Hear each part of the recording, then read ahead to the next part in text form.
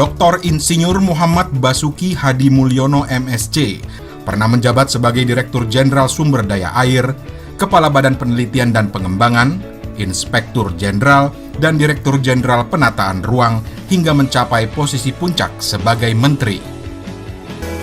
Mitra-mitra kerja Basuki mengenalnya sebagai sosok yang berdedikasi tinggi pada pekerjaan. Banyak bekerja tanpa pamrih dan tidak banyak bicara atau dalam filosofi Jawa dikenal dengan sepi ing pamrih, rame ing gawe.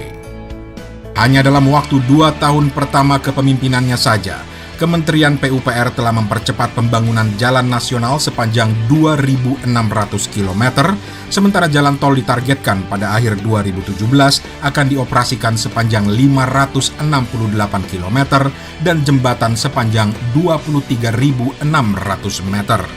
Kementerian PUPR juga telah menyelesaikan pembangunan 7 bendungan dan memulai pengerjaan 30 bendungan baru, 265.000 hektar jaringan irigasi baru, 1 juta hektar rehabilitasi jaringan irigasi, 125 km sarana prasarana pengamanan pantai, dan 707 km sarana pengendali banjir. Yang tidak kalah penting adalah hanya dalam kurun waktu 2 tahun, hampir 2 juta kepala keluarga telah terlayani sistem pengolahan air limbah, lebih dari 3 juta kepala keluarga terlayani sistem persampahan, dan hampir 7.000 hektar kawasan kumuh telah tertangani. Capaian di bidang perumahan juga meningkat signifikan. Lebih dari 31.000 unit rumah susun dibangun untuk masyarakat berpenghasilan rendah. Beliau juga pernah menduduki posisi di luar Kementerian PUPR sebagai Sekretaris Jenderal di Indonesian National Committee on Large Dams atau INACOLD dan berhasil menjadikan Indonesia sebagai tuan rumah pertemuan tahunan dan simposium International Commission on Large Dams atau ICOLD. Badan Pengkajian dan Penerapan Teknologi atau BPPT memberikan anugerah gelar Perekayasa Utama Kehormatan kepada Basuki Hadi Mulyono.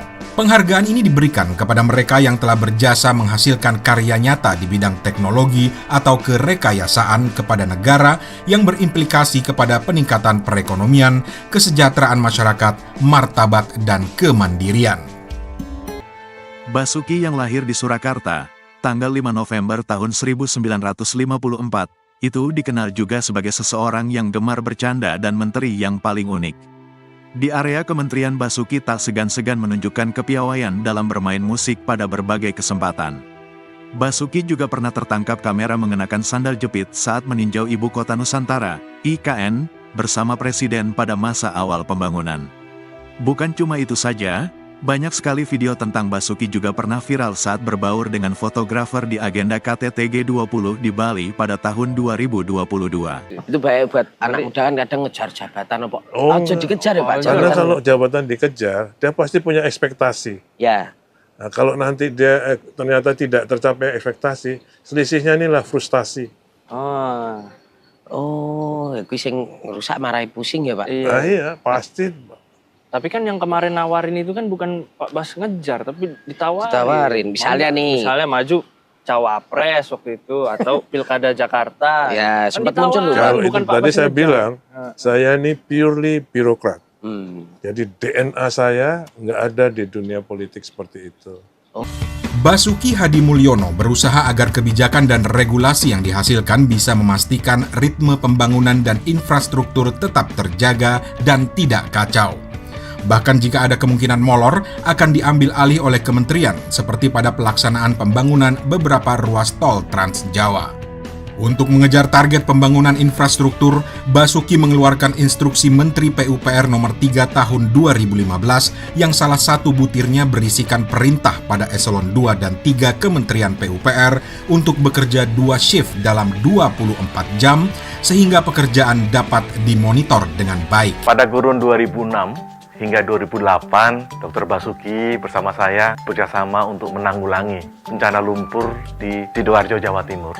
Beliau bertugas sebagai komandan lapangan, harus bekerja 24 jam sehari, 7 hari seminggu. Disitulah saya menyaksikan dedikasi dari Dr. Basuki yang luar biasa.